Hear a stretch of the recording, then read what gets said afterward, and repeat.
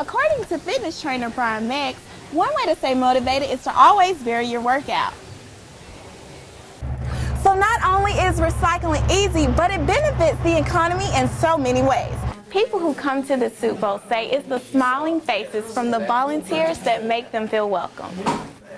Fans from all over came to cheer on the Tide, but they're also getting a biology lesson on snakes. Heavy traffic and pedestrians walking in the street is something Emmanuel Jenkins says he sees on a daily basis living near Martin Luther King Boulevard in Northport. He says even though plans are in the works, things aren't being done. We lack sidewalks, the pedestrians are at risk, and the available money has been there. According to the city of Northport, the city received a match grant 10 years ago for a project that is estimated at $10 million.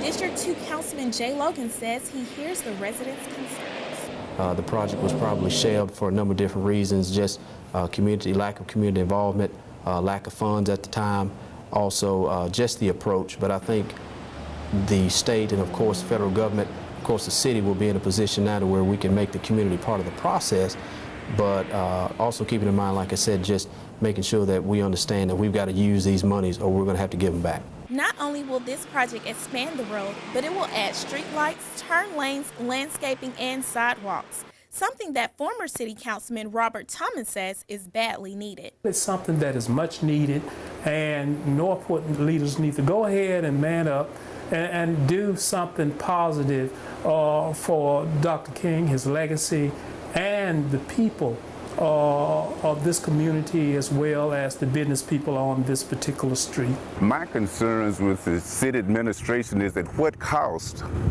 will this road come at? Do we have to wait until an accident happens or a major catastrophe or someone's child is hit by a car before this money is put to use? City engineer Charles Swan and engineer Bruce Higginbotham are over the project, and both say the project is in phase 1 and construction should start in 2015. Reporting in Northport, Lauren Woods, WVUA News. Shredded paper, aluminum cans, and metal are everyday items that can be seen every day at Tuscaloosa's recycling plant. But how does recycling work?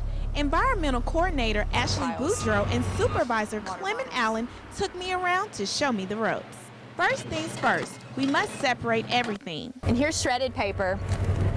We collect that in town as well. Plastic from steel, and so on and so forth. Once that's done, all the items are put into separate bins. Now they're ready to be compressed. The big baler is on one end and the small baler on the other. The big baler is for larger items such as boxes. So we got the small baler where we do like the newspapers, the white paper, and sometimes we build the cans up in here too. The big baler is automatic, so it compresses everything together. But as for the small one, it takes a little more work after compressing is done. And when it comes out, you build it up, you tie it up my hand, stack it up right here.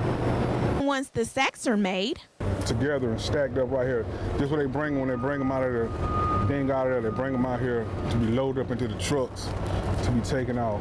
Recycling, first of all, it's very easy. You buy these things every week at the grocery store, your cans, your cardboard, your plastic bottles. This is a really positive service that the City of Tuscaloosa is happy to bring to our customers. And as you saw today, recycling is a big, big process. We sort at the curb, and it all comes here, and then it's baled into big blocks. And after those big blocks are baled, that's all sold, and that money goes back to the general fund in the City of Tuscaloosa. So not only is recycling easy, but it benefits the economy in so many ways. Reporting in Tuscaloosa, Lauren Woods, WVUA News. People pumping iron is something that goes on every day at Northridge Fitness Center. And with New Year's resolutions being on many people's minds, folks are making a run for the gym to lose that extra weight. But how do you keep from giving up and having the same resolution for next year? Experts say remember to be reasonable. I would recommend not setting reasonable goals as well. You don't want to say, okay, by 6 weeks I want to have 40 pounds lost. That's just not a reasonable expectation. Make sure that you're trying to lose a pound to 3 pounds a week. It's a max you really want to work on losing. Dr. Bobo of Emergicare agrees. everybody wants to see an instant, immediate loss. It's going to take time, you know, and you can do some of these quick diets and quick solutions. You do lose a lot of weight right up front, but you'll gain it right back. According to fitness trainer Brian Max, one way to stay motivated is to always vary your workout. You want to really vary things and change things up on a continuous basis. Every 6 weeks, definitely change up your routine so you don't get bored with anything. And plus, that's going to keep your goals elevating as you go on. Cardio is the best way to shed those lbs, doctor's orders. You'll lose weight quicker by doing the cardiovascular running and walking. And remember, never get discouraged by what you see on the scale. If you're working out, you're going to be gaining muscle, and muscle weighs more than fat. So if you're replacing fat with muscle, you're not going to lose as much weight. So pay attention to size versus weight. It doesn't get here overnight. It's not going to go away overnight. Hoping you have a healthier and happy new year. How was your workout? Lauren Woods reporting, WVUA News.